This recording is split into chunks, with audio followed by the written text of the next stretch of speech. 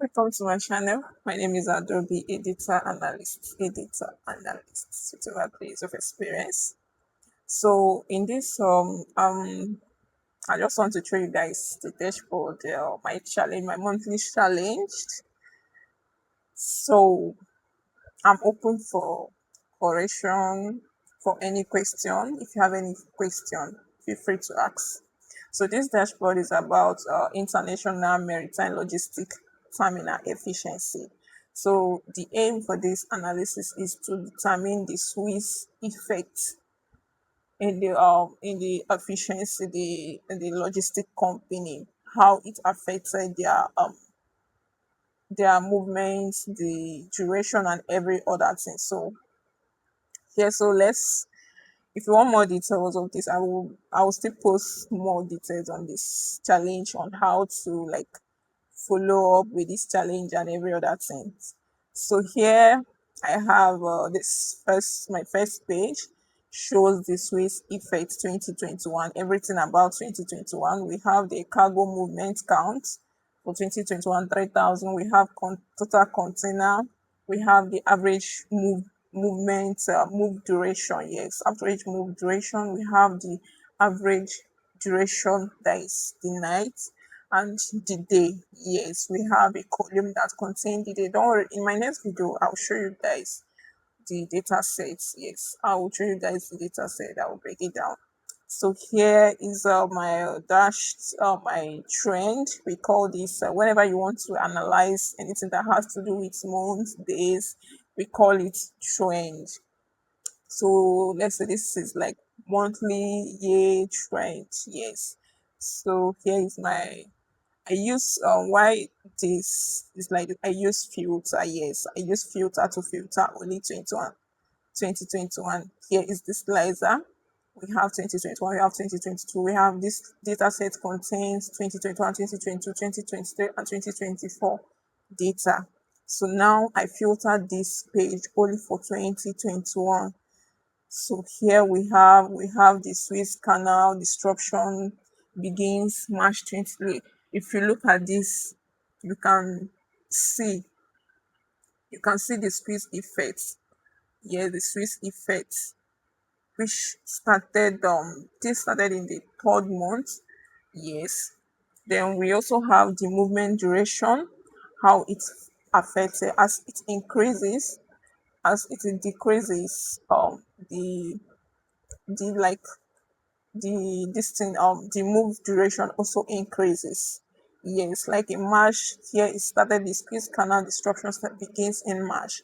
So looking at March, the duration here is 489, then 489 hours, almost 490 hours.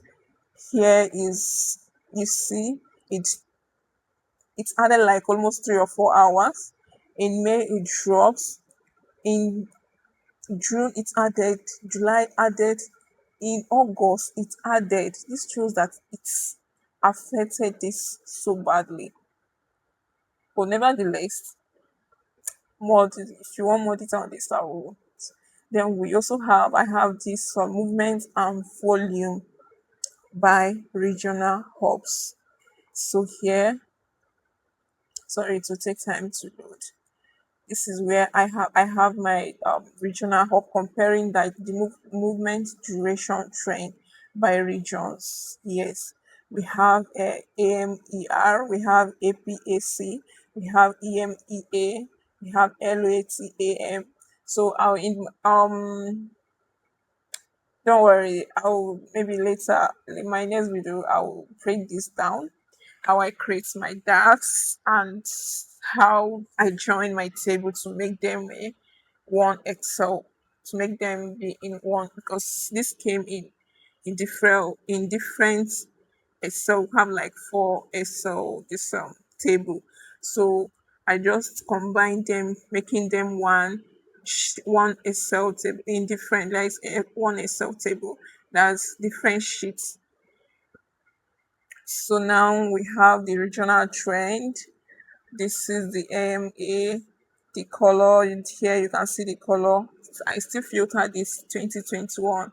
So you can see I still filter it 2021. Then container volume by regional hub. The regions, as looking at this, EMA has the highest, followed by MPAC and so looking at this, it's very obvious for you to determine. We have the terminal, how many, we have terminal count, which is 50. We have total vessel of on 1,000. The average duration and other. These are my slides. Yes, slicer. Yes, it's a slicer. Sorry, pardon me. So filter, terminal name. So if you let's assume you want to like go deeper, you want to see the effect, the terminals and every other thing, you click on this, you see the dropping, the how everything work. Okay. If I want, okay, let's say I want for 2021, I click on 2022. This is 2022. So this is 2023. You see how everything is going, the moving, the arrow going up and going down. As a data analyst, if you see this, you will understand. So let me go back to my 2021. That's our main focus for now. The vessel build and the build year. I did this. This thing came in like 2021 to 90 something, and so I grouped it to modern, new, old, and very old. So very old is from 90, less than 9080 is very old. Old is from 1980 to 1999. New is 2015 to then, and modern is 2002. So this is how I grouped it. Yeah. So the next page is terminal page, the terminal cargo movement, the bottleneck. The bottleneck. Yes, I call it the bottleneck. I think in the data description they gave us like a detail what they want. So this is how I grouped my page. So I have this page. This particular one is terminal cargo movement. We have the a scatter plot, a scatter plot, yes. That shows the terminal bottleneck by daily volume and average movement duration. So if I click on it, you see the highlights, terminal name, we have the Boreal Paris, we have utilization percent baseline, we have the average daily um, container, average moving duration, and this this is the correlation. Sorry that I didn't put the correlation, but I'll also put the correlation so that you'll see whether it's significant or not. This is terminal, the volume. We have a lot of terminal. If you scroll down, if I scroll down, it will be coming up. We have a lot of terminal. Like I said, we have 20, we have 50 terminal. Then you see now something just happened now because I selected one terminal. You see how everything is going, the label and every other thing. So it's just you just need to like click to see the change, what happens. Then this is a table. We call this matrix. A table, the terminal cargo. I'm compare this. I compare the terminal and the vessel. Yes, compare the terminal and the vessel. This the vessel category, we have cargo, we have container, we have passenger and tanker. These are the terminal name. So the comparison by average by average duration. I compare this by average durations. So this is what I get, the green, the red, and every other thing. Then we have top 10 bottleneck terminal. How I get this is okay, I have the average daily containers. Yes, this is the terminal capacity baseline. What this terminal capacity baseline means is like like the how many container, yes, it carries like in a day, yes, daily capacity. So we have almost 5,000 something in a day. This is the standard deviation for duration. which is 289.4.1, and code this average move duration, the general average move duration. This is the standard deviation. Now you know how the plus and minus. Yes, how to like explain standard deviation plus and minus when you add, when you plus. So the difference is a bit much. Yes. So the next page shows the vessel efficiency. So in this, I didn't have a lot. Yeah. So what I have here is I have the total container. Mind you, the first one, this I didn't filter this to 2021. I just did everything generally. I didn't filter it to 2021. So you have the total container that we have is 7,520,000 and what 16. Then the average movement duration as usual is 501 hours. Total vessel, we have total vessel of 1,000. Night shift data 1.7. Don't worry, my next video I will tell you guys how I create this the DAS, how I calculated all these things. So yeah, so we have the average duration, we have the average duration night. Then so now in this particular one now is this is a what's it called? This is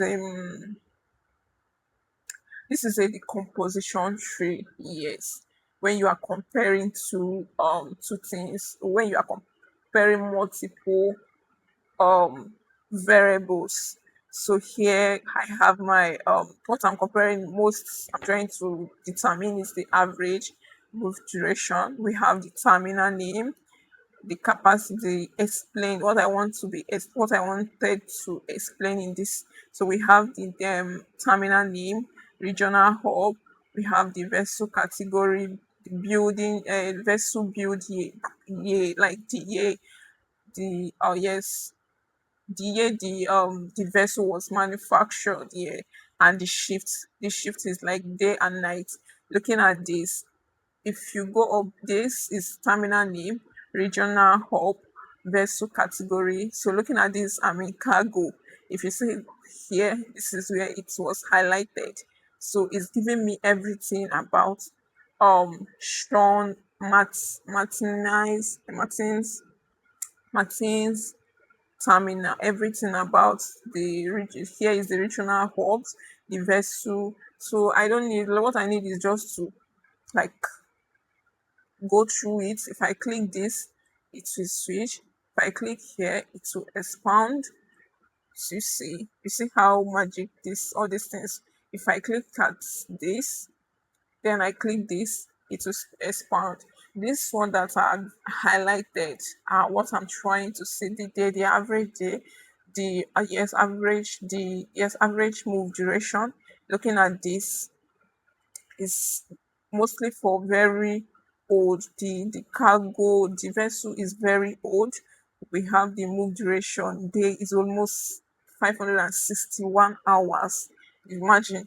Then but in the night it was a bit lower. So looking at this, everything is just it's just overwhelming. A lot to like a lot to so it may maybe that I don't have time. So now this is a table. This table contains the vessel category, the standard. This is the average move duration, the standard deviation for each. Now, like I explained, standard deviation minus, plus, and minus. We have median duration. We have average duration, the night, and cargo movement count. The cargo movement. What I mean, we have, like I said, we have total cargo movement 15,000 cargo movements. Yes, so this is what we have. This is the filter. You can use the filter to like see for January. You see, this is for January. No specific year was added. So I can actually put the years and use the years to go more deeper. So that's all. So in my next video, I will show you guys how I create my DAS. These are my DAS. Yeah, you can see. So, and here is the data, the tables. We have terminal, yes, we have terminal where we have the port location, regional hub, terminal ID, terminal name. Then the next one is time. We have the date ID. We have the shift. We have the quarter. We have the month. We have the week. We have the years. Then in the vessel, we have the build here. We have the vessel category, vessel ID, vessel key, and vessel name. So maybe I'll show you guys the vessel name. Then here is the fat cargo movement that contains everything. It's like this is like the key to the data set. Yeah, here is the model. I think okay. You see, here is the model, like the name, the fat cargo, everything, how it was linked. Yeah, like yes, model view. The vessel. We have the vessel ID here. We have terminal, and we also have the time. Let me show you guys how the data set is. Here is the data. This is the terminal. We have the terminal name. Here is the terminal name. We have this is the ID. This is the port location, and this is the regional hub. Like I said, then the next one should be time. We have the ID, time ID, the years, the quarter, the month, the week, the shift, the month. I was the one that created this month's name. Yes, and this month here, I was the one that created it. If I click on it, you can see the formula that I used to create this. Here again, this quarter, I was also the one that created it. And this week's, I was also the one that created this week. So in my next video, we are going to like dive in on the week. I'm going to explain how I did all this my calculation. I'm open for any question. If you have any question to ask me, please send it ASAP. Remember, this data set is from Data DNA on the Onyx monthly challenge. Yes, I follow this challenge every month since it started since last year. Yeah, they have been in existence for I don't know, but I think more than 5 years now or something like that. So, but if you want their handle, I can send you their handle. You can tell me or comment on the comment section. Then I will give you the details. The details, their handles, how to follow the challenge. If you want to like improve your analytical skill, this is a very good option for you. Thank you for watching, and please subscribe to my channel. Still remain, you can call me Ada. Thanks for watching. See you guys in my next video.